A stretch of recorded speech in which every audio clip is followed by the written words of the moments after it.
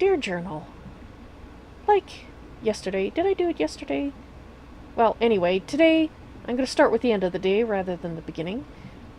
And that's because I am so happy.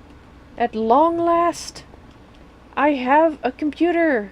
I've turned it off right now. Actually, maybe I should turn it on again. But as you can see, I have storage. I have... Well, I'm not even using half of it yet, so that's wonderful. I put a lot of stuff in there already. And I got rid of some chests. So nice. It feels so good to have it done. In order to do that, I did my crystal growth accelerator setup, and that made things so much faster. I've got an on and off switch for it because I know from past experience it draws power when you're not using it. I also set up, obviously, I had to set up my processor production line because without it I couldn't have made this. I also gave it an on and off switch, but I can't remember if it draws power or not. I think it doesn't, but oh well. Might as well have it an on-off switch. So this, as you can see, it's draining power because I did turn it off. So yeah, there, it's off. So I'm going to keep it off when I'm not actually using it, or I'll try to remember to keep it off. We'll see how that goes. And it does mean that I'll need to move a whole bunch of my materials and whatnot over there. I'll probably move this crafting table over there as well, or put a new one there, I'm not sure. So what else did I do? Let's see, going backwards in time, I also did a little bit of Thaumcraft with the aid of my teacher, my spirit, Spiral Pulse. And we're working on, actually, the first thing I did was, what did we do? We did research expertise, I think? Yeah, we did research expertise, and then we did the Great Wood Wand Core, so now I can do that.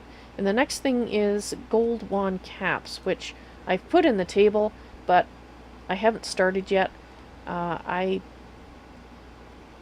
I do have, I have made some notes on how to, or what these are all made of, but I know that the first while of me doing this is going to be very slow and tedious, but, well, I'm sure Spyro, if he's awake and with me, will help me out. I mean, he is my teacher after all, but we'll see. He said we don't need this. I wonder how elaborate of a setup he's planning to make me make, because, well, I don't know if I want to go that elaborate, but we'll see. We'll see how it goes. Alright, so what else? Let's see, going backward in time. Actually, now maybe I'll go back to the beginning of the day. Beginning of the day, I went over to my brother Ian's castle. I wanted to see what was up there. And I'm just actually going to go to here. Don't look at that. You can't see that yet. I'm not going to draw a picture of that yet. Alright, so I went to my brother Ian's castle, and the gate is there, so I guess he just hadn't turned it on or something yet.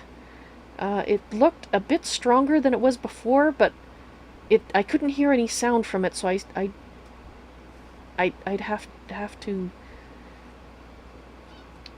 but in any case, it worried me. But then he was there, and he seems very childlike. But he's talking like Daniel is a child. Not like Ian. And in fact, he talked the same way to Kael when he came by. And I say he was like a child because he had 4 tentacles. A child with a warped playmate list. He had 4 tentacles which he had named and said were his pets, so he was feeding them merchants. I asked him to try other things other than merchants, and he agreed. And so he said that cows made his pet sick, so we tried cows. They made his pet sick, and so did sheep. But then we tried a few other things, and then he tried wolves, and that worked. But that's when Kael arrived, because I guess he somehow knew, or maybe he was watching already. I hadn't looked up, so he could have been hovering over there the way he does. So he got upset when he saw wolves being killed, because, well, he is a werewolf. At full moons. I imagine that's why. I don't know if he had a particular affinity for wolves prior to that, but, so then, I said, well, he said he'd get very upset if he continued to use wolves, and I said, well, I would be very upset if he continued to use villagers, merchants or not. And so Ian thought a bit, and he tried a horse. And the tentacles liked the horses, they didn't get sick. So he's going to be feeding them horses. At least that's what he said. And I'm tempted to believe him, because then he said something to me which was very interesting. Well, let me get to that in a moment. Before that, he told me that he was making a new pet, a bigger pet. A bigger tentacle pet. And, so, of course, I was like, oh, well, that's interesting. And then he said, I think he said something like, and I really would like to use an anvil.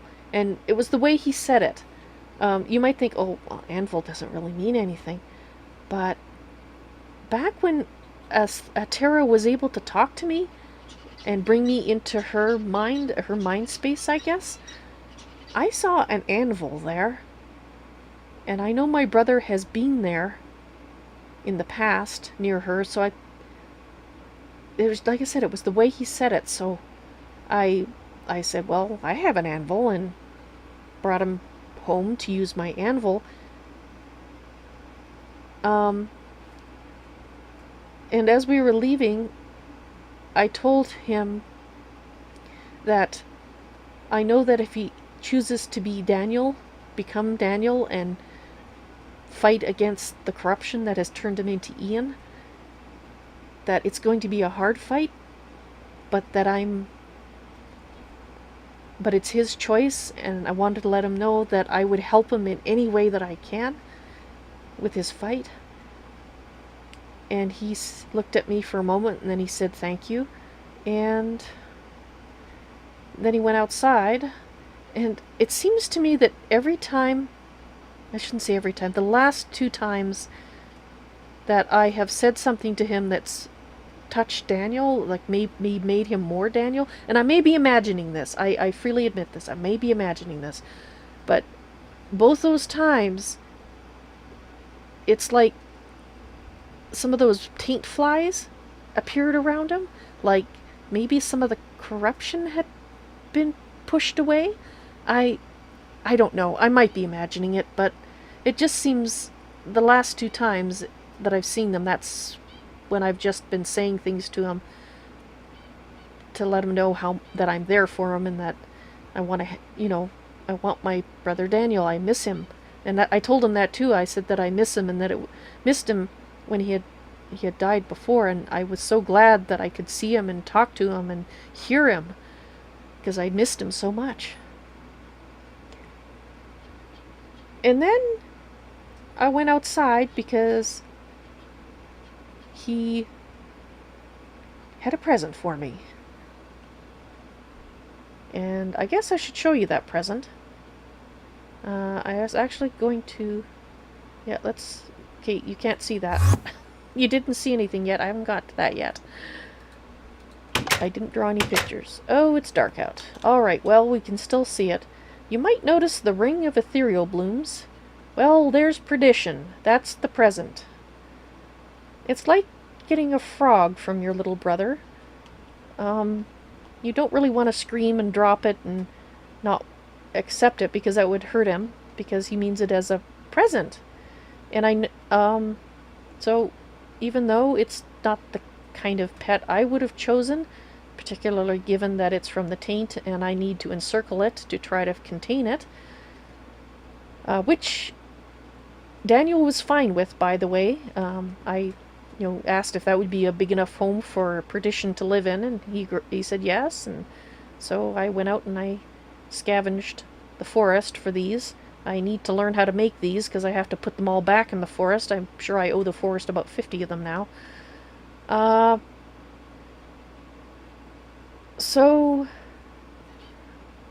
the interesting thing about this tentacle is that it kills zombies and skeletons and other nasty things, which a normal tentacle does not do, as far as I'm aware. So he's specially bred this one to be, well, nicer, because it attacks, and here with his words, his childlike words, bad guys. So yes, this is my 400-year-old brother, who is a vampire, his frog that he's given me. And for what the meaning of it, and what it represents, and what it could mean about the fact that he's fighting against being Ian. I never thought I'd say this, but I treasure this tentacle because it's from Daniel. Yes, that's words I never thought would cross my lips, but there you go. I am treasuring a tentacle. So, back to this. As you know, Damnatio built this for me with the bedrock surrounding it. He fixed this side that had the flaw, which was due to an accident we had when working out my method of getting out of here should an accident befall me. But that's all fixed now. And I was decorating it, which is, of course, how the Chimmerite blocks got there. I'm sure Kael would be saddened by the use of them yet again in something that was a decoration instead of what he thinks they should be used for. But he's never going to be in here. Probably nobody but me will ever be in here. Well, until I free Atera, and then maybe she'll come here herself. But he gave me these blocks. As you can see, they're his style. Red, orange, black. He likes those colors now. But he gave me those so that I could decorate the building nicer. It's almost more like a temple, isn't it? And Atera told me that I didn't need the mana pool and the mana spreader there. Because after meeting with Ian and coming back here, I talked to her. And I asked her some of the questions that I wrote down because I wanted to make sure I didn't forget them. So I'm going to go through them fairly quickly just to it'll summarize basically what we talked about. I was curious. She had told me that the gods can only have one seer, and Damnatio had told me that a lair was an exception to that rule, that he could have more than one seer. Basically, anybody that wanted to be a seer could be, because his father had wanted him to be accessible to everyone. And Atera said that she hadn't been able to tell me that before. It was another one of the god rules which seems to constrain them about what they can. Once you know it, then they can confirm it, but you have to learn it first. And a lot of things you seem to have to learn from the god that's involved, and this is one of those things. As to whether Richard was a seer for justice, one of the entities, she thought it was plausible, but she didn't know. Now, the big question for me was, how do I help Daniel be redeemed? Like, what is the process if he has chosen to fight? What do I do?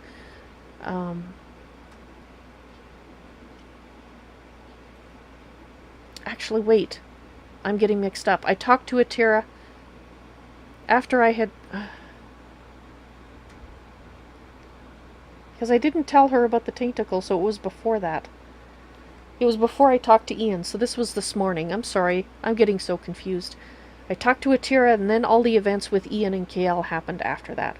So, at this point, I had just briefly visited the castle, saw the gate was active, the portal was partially active again, and then I came back and I talked to Atera. because at that point I was really confused as to whether he was actually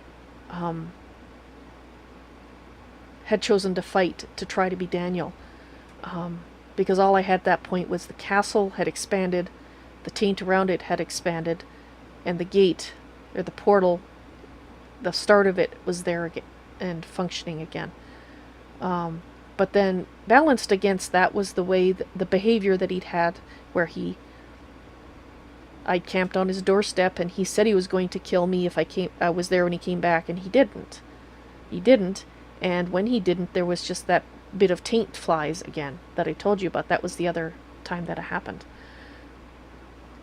And she said that there is a point at which it will be too late. We won't be able to help him anymore. And she doesn't know if that's been reached yet, but I think it hasn't been, based on what happened after I talked to her. At least that's what makes sense to me. I will have to talk to her again about it, but I don't like bugging her too much. So she didn't know what the steps were, but she did think that an entity would have to get involved to help. And I'm hoping because it was most likely an entity that brought me here, that the one that did will feel possibly moved to help when we get to that point. I don't know, but it is possible, so that I have to hold on to that. I asked her about the shard. I was wondering about this shard. This one. Because I know you can make ones that look like it through Thaumcraft. I've never made them myself, but my spirits assured me that you can make them. And it turns out, based on what Atera's told me, this one is a very special one. It is exceptionally pure. The ones that you can make through thaumaturgy are not as pure as this one. This one comes from her soul energy. And anyone who had this shard could use it to talk to her if they did the 2 trials that I have done and got their own soul of peace and their own shard of innocent blood. So this is irreplaceable. That is irreplaceable, which is what I kind of thought, but I wasn't positive. But now I know. Now I know.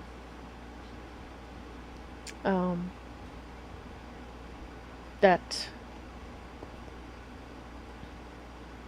well, I can't lose that. I just can't.